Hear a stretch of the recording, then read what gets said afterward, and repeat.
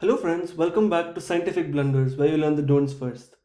So we're going to start a new series on functions today, and I thought I'll start off with a what seems like a very simple problem, but it's actually, as we'll see, it's a very interesting problem.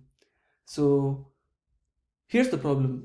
Graph the function f of x equals x raised to the power of a, and this is for any general a. So this graph has to be, the most general case possible. And in the olden days, we didn't have the luxury of using computers to generate graphs. But now that we do, I thought before trying to analytically solve this problem, I thought we can just play around with um, this beautiful graphing calculator developed by Desmos to get a little bit of a feel for how it's going to look, and then we can solve it analytically. Okay, so right now the slider is set at a equals 0. So we're graphing x to the power of 0, which is 1 everywhere, correct? Okay, that makes sense. And as we move a to the right, we see that here you have the square root of x, and then slowly you get to x power 1, which is just a straight line, and then you get x squared, then you get x cubed, and so on. Okay, so this is as expected, right? But did you guys notice something weird that's happening? Let's go back to x equals 0 and or a equals 0, and let's try sliding it quickly. Okay, just observe what happens to the graph. Okay, so the first time I saw this I was a bit confused because as we move a to the right, sometimes the graph exists on both sides of the y-axis, and sometimes it's only on one side. Why is that? Usually a is a continuous function, so a is continuous, right? A can take any real number, but why does the function x power a just keep changing? Like sometimes here it's only in this quadrant, and then I move it to the right a little bit, now it's here in both quadrants, and now it's again keeps changing. And you'll notice the same trend even when a is negative, right? Keeps flipping up and down for some reason instead of varying smoothly, which we would expect because a is varying smoothly, right? So why is that? So I encourage you to pause the video for a second and think about it, because this is really interesting and we are going to solve it analytically next. So hope you're done pausing the video and thinking about this. To understand this, let's consider the simple case first, okay, where a takes the values in the space of integers. Okay, so let's just make a table first, okay, for different values of a and different values of f of x, and maybe we can also try to make a small plot.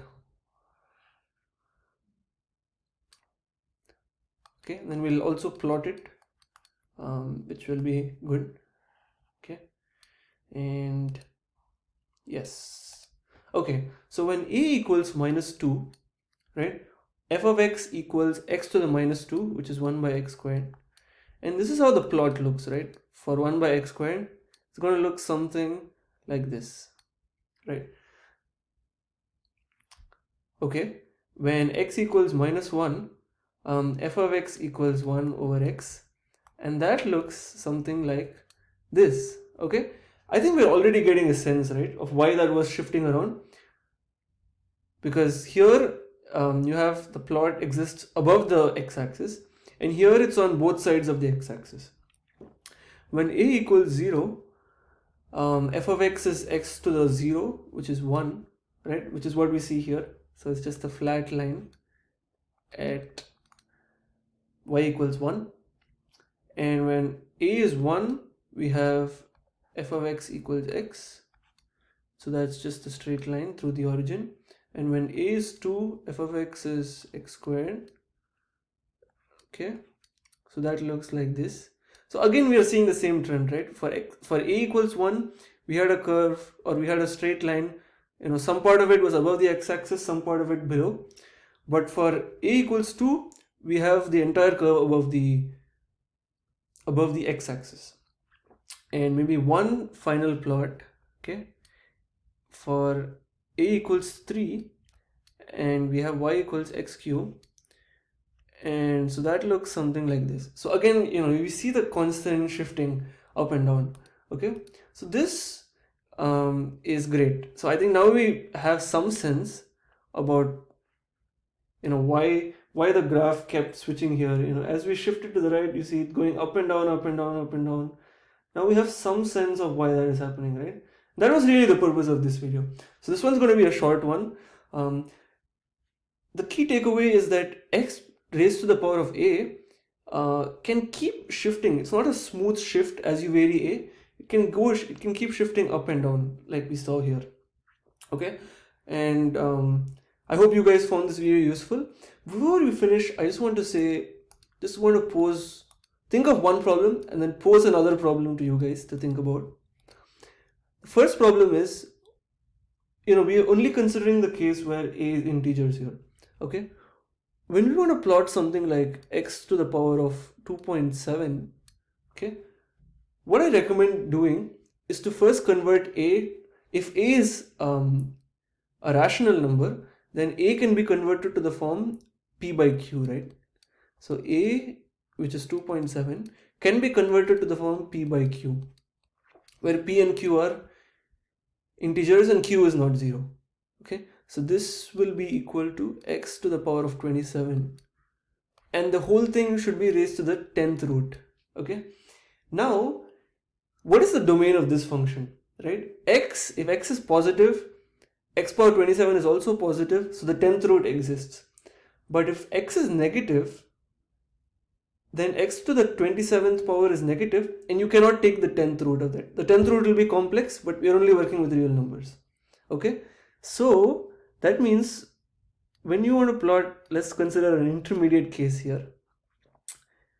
Let me try to shift these things down. Okay, yes, an intermediate case of 2.7, so you get x to the power of 2.7. It is going to look like x squared, okay, and it is going to look like x cube, but x can only be positive, correct? X cannot be negative, so it is just going to look something like that, and we can actually verify that here. Okay, when a is 2.7, see, x cannot even be negative because you cannot take the 10th root of a negative number, right? And when x is 2.8, how do we graph 2.8?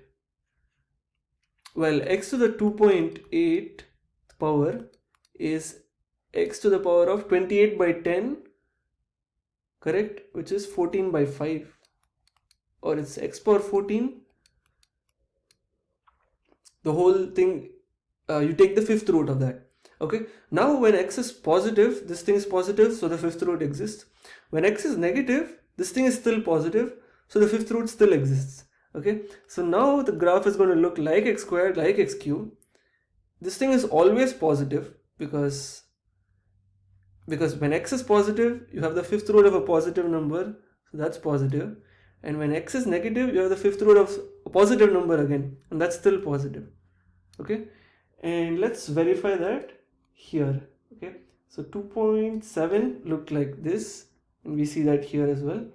And 2.8 should look like this. So 2.8, x power 2.8 should look like x squared. And yes, 2.8, yes. And it does look like x squared, right? So yes, that was the biggest lesson to be learned. That x power a does not vary smoothly. Okay, and let's box that important, okay, let me box that important lesson. And so next time if someone asks you to plot okay, not sure why that happened, wait. Okay, so next time if someone asks you to plot x power a, be very, very careful, okay? It is going to really depend on what value a takes. Okay, the final problem that I'm going to leave with you before we finish for today is how do you graph x to the power of pi?